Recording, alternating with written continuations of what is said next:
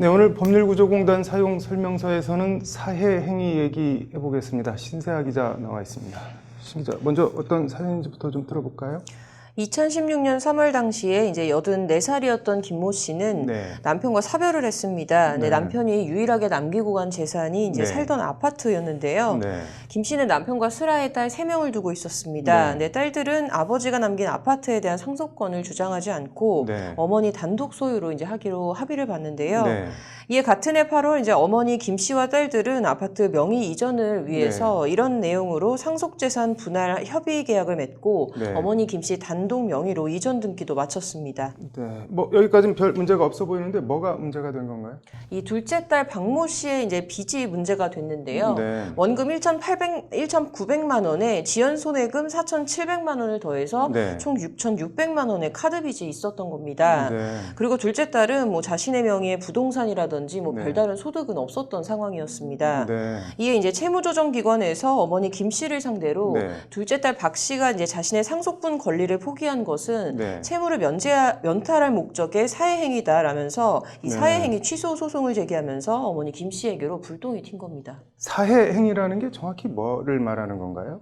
이 사해행위란 채권자를 해롭게 하는 채무자의 의도적인 재산 감소 행위를 말합니다. 네. 한마디로 이제 빚을 진 사람이 네. 빚을 갚지 않으려고 재산을 다른 사람 이름으로 빼돌린다든지 하는 네. 이런 의도적이고 또는 악의적인 재산 감소 행위를 말하는데요. 네. 이 사건에서는 둘째 딸이 자신의 상속분을 이제 포기한 것이 사해행위다라는 게 이 채무조정기관의 주장이었습니다. 네. 뭐 박 씨는 어떻든 빚을 졌으니까 그렇다 치고 어머니 입장에서는 그야말로 뭐 날벼락이네요. 네, 그렇습니다.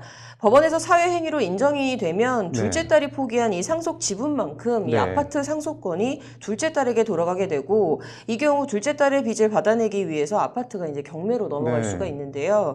어머니 김 씨 입장에서는 딸이 진 빚 때문에 남편이 남겨준 전 재산이라고 할 수 있는 이 네. 아파트를 잃을 수도 있는 좀 절체절명의 위기에 처한 겁니다. 네. 이에 이제 84살의 고령에 별다른 뭐 근로 능력도 네. 없던 김 씨는 구조공단의 기초생활보장 수급자 법률 지원을 받아서 이제 소송을 나서기로 했습니다. 뭐 공단은 어떻게 변론을 했나요? 이제 통상 이런 사회행위 취소 소송은 네. 상속권 포기 등 사회행위의 객관적 구속만 충족이 된다면 네. 사회행위 의사가 좀 있는 것으로 추정을 해서 보통 이제 통상 원고 승소 판결을 내리는 게 판례입니다. 네. 이렇게 되면은 이제 어머니가 패소하게 될 확률이 좀 높아지는 건데요. 네. 공단은 아파트 형성에 대한 김 씨의 이 기여분을 적극적으로 주장을 했습니다. 구체적으로 뭘 어떻게 주장을 한 건가요? 이제 이 해당 아파트는 네. 사망한 남편이 이제 1991년쯤에 이제 1,500만 원의 대출을 받아 산 아파트라고 합니다. 네. 남편은 일정한 직장이 없는 듯 경제력이 좀 떨어졌다고 하는데요. 네. 그래서 이제 김 씨가 파출부나 청소 등 이제 굳은 일을 하면서 네. 남편과 딸을 부양하고 이 아파트 구입 대출금도 변제를 했다는 점을 공단이 집중 부각을 했습니다. 네. 그리고 이제 딸과 오랜 기간 같이 살지 않아서 네. 이 둘째 딸에게 빚이 있는지도 이제 전혀 알지 못해서 네. 채권자를 해롭게 할 사회 의사가 없었다라는 점도 강조를 했습니다. 뭐 법원 판결은 어떻게 나왔나요?